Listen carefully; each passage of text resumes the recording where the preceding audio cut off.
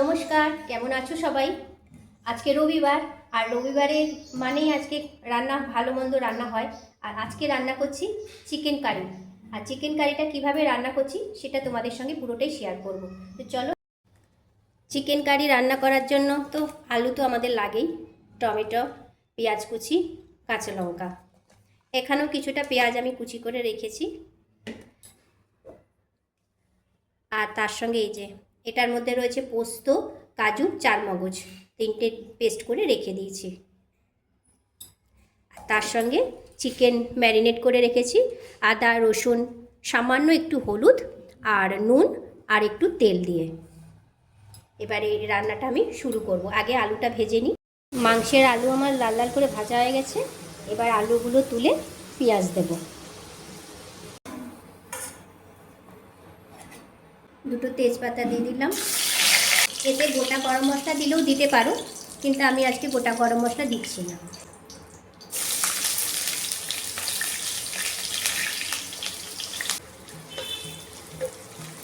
এবারে পেঁয়াজটা একটু লাল লাল করে ভাজা হোক, তারপরে টমেটো দেবো। পেঁয়াজ টমেটো আমার ভাজা হয়ে গেছে। এবারে এই কাঁচা লঙ্কাগুলো দিয়ে দেবো। আমরা ঝাল কম খাই, ওই জন্য আমরা কাঁচা লঙ্কা একটু কম দিলাম। লঙ্কার গুঁড়োটাও দেবো না, শুধু কাশ্মীরি দেবো। যারা ঝাল খাও তারা ঝাল দেবে। কাঁচা লঙ্কা যদি পারো আর একটু বেশি দিতে পারো, আর লঙ্কার গুঁড়ো খেলে লঙ্কার গুঁড়োও দিতে পারো। এবার আমি ম্যারিনেট করা মাংসটা দিয়ে দেবো।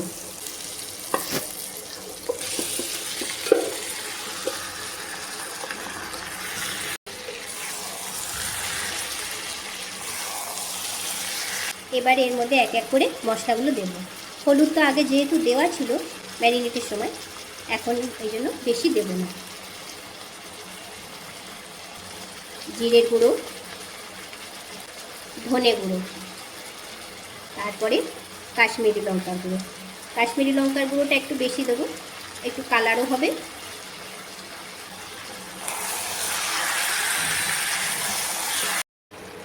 এবার আমি এতে নুন দেব। ম্যারিনেটের সময় নুন দিয়েছিলাম, ওই জন্য এখন বেশি আর দেব না। মিষ্টিও একটু দিয়ে দিলাম।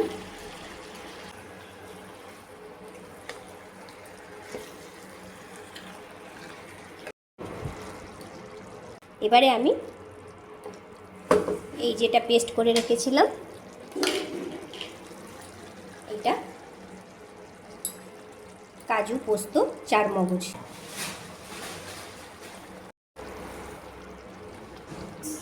এবার এটা একটু নেড়ে আবার একটু ঢাকা দিয়ে দেবো।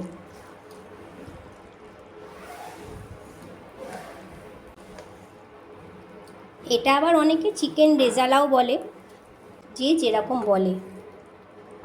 তবে যেহেতু এইগুলো দিয়েছি, এই কাজু, পোস্ত, চারমগজ, এটা চিকেন রেজালাটাই বললে বেশি ভালো হয়।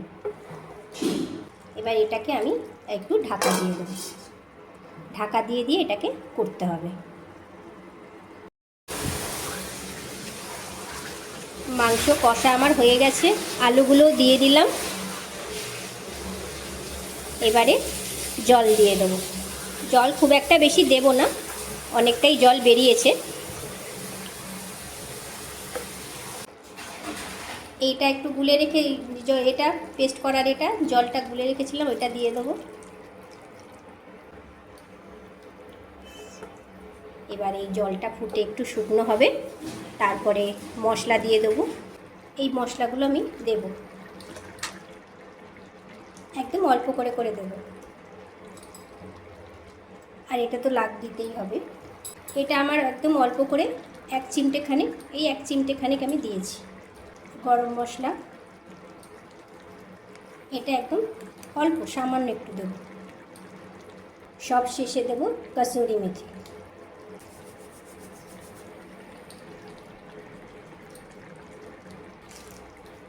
এবার একটু ভালো করে নেড়ে দেবো।